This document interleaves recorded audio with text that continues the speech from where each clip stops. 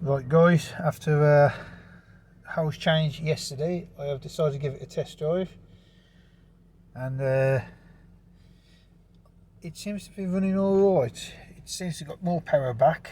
I mean, you can still tell the DPF is holding it back, because that's what they do. They're designed to cost you money, really.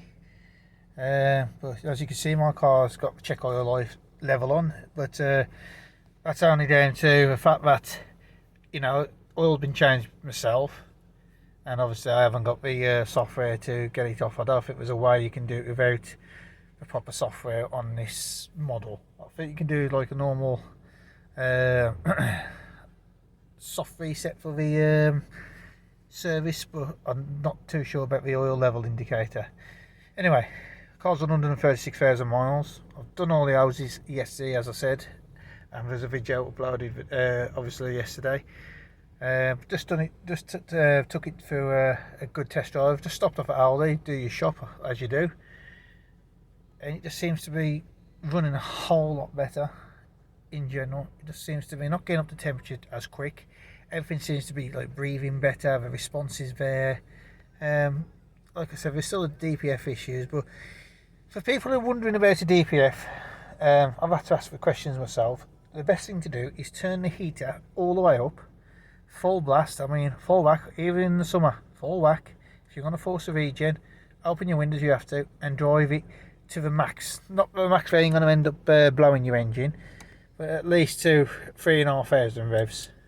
Like, change gear, do it progressively. Do it like if you got a road like such as me. I've got like the Black Country route near me, so I've got a few islands, so I can take it up and down, take it round the island, come back, round the island, back again, and just so on and so forth. Gives it a blast out. Like I say, you shouldn't have to be doing this, but at the end of the day, that's what these DPFs do to you.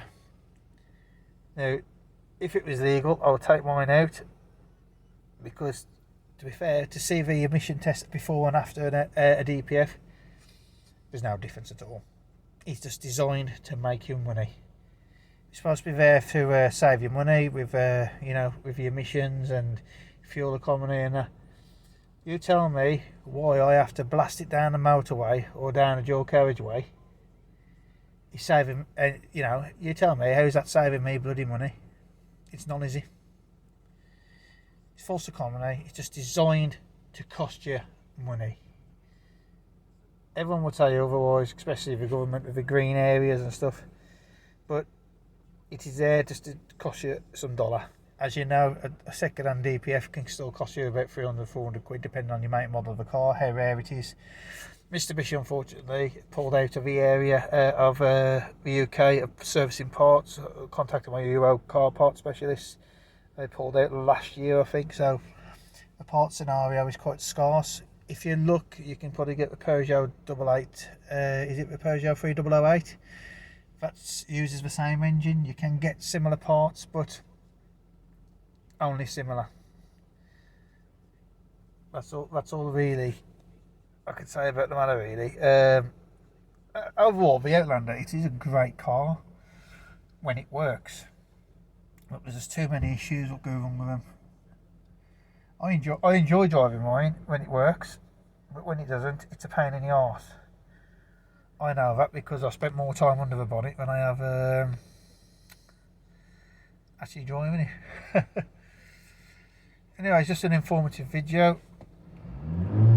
Just thought I'll give you an upload. Cheers guys, bye.